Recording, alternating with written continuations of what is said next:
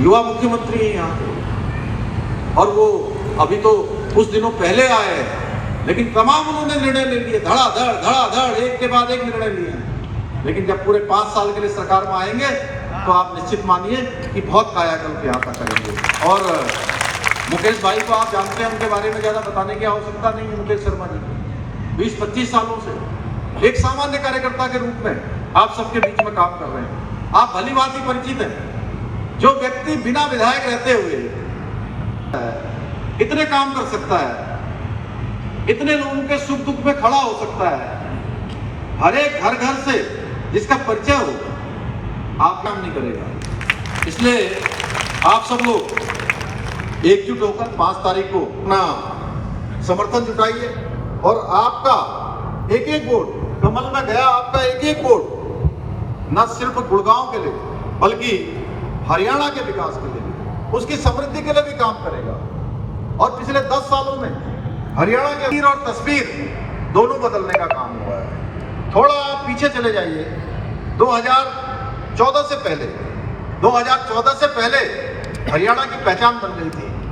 बेटियों का कत्ल होता था, महिला अपराध होते थे, तमाम जमीनों के बड़े बड़े घोटाले होते थे, एक परिवार का राज चलता था और परिवार के ऊपर भी एक परिवार का दिल्ली से राज चलता था, दामाद जी का चलता था और बड़े बड़े डीलरों का काम चलता था। उस सबको बदलने का काम हरियाणा के अंदर डबल इंजन की सरकार ने किया है। मोदी जी के नेतृत्व में 2014 में जो सरकार बनी, उस सरकार ने किया है। यहाँ पर जितना भ्रष्टाचार होता था किसी से छुपा हुआ नहीं। भ्रष्टाचार के दलदल में हरियाणा घुसा हुआ था, उस दलदल से बाहर निकालने का काम।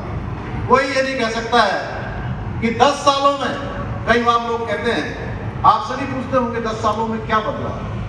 10 सालों में हरियाणा में पारदर्शिता का शासन आया, कानून व्यवस्था पूरी तरह से मजबूत हुई और जो गरीब माता पिता के बेटे और बेटियों को पहले नौकरी नहीं मिलती थी, पहले नौकरी मिलती थी जो नकल माफियाओं के साथ मिले हुए थे, जो पर्ची और खर्ची के सिस्टम में फिट बैठते थे, उनको नौकरी मिलती थी। लेकिन डबल इंजन की सरकार आने के बाद 1.5 लाख नौकरियां मिली और एक भी पर्ची और खर्ची से नहीं मिली। और अभी जो लोग, अभी मुकेश शर्मा जी कह रहे थे, कहते हम यहाँ उन हिंदुओं को नहीं रहने, हम नौकरी तब अगर हमारी सरकार आएगी तो जो विधायक के लिए खड़े हुए हैं, अभी विधायक बने भी नहीं है, विधायक बनने से पहले ही उन्होंने कहना शुरू कर दिया है कि अगर हमारी सरकार आएगी, हम विधायक बनेंगे तो 2 लाख नौकरियों में से कहते 2000 नौकरी तो अकेले में अपने नातेदारों को, रिश्तेदारों को, या जो लोग पर्ची खर्ची का सिस्टम चलाएंगे उनको देंगे। क्या आप ऐसी सरकार फिर से लाना चाहते हैं? आप इस प्रकार की व्यवस्था को फिर से हरियाणा को उसी दलदल में धकेलना चाहते हैं क्या? नहीं, जोर से बोलिए, क्या उसी में धकेलना चाहते हैं? या मोदी जी के साथ जो डबल इंजन की सरकार चल रही है, उस सरकार को लाना चाहते हैं? एक इतिहास बना है मोदी जी। और मुझे लोग कहते थे, बड़े बड़े राजनीतिक विद्वान, रवि जी बहुत बड़े बड़े विद्वान कहते थे, अरे आप बहुत गलत टाइम पर बन गए।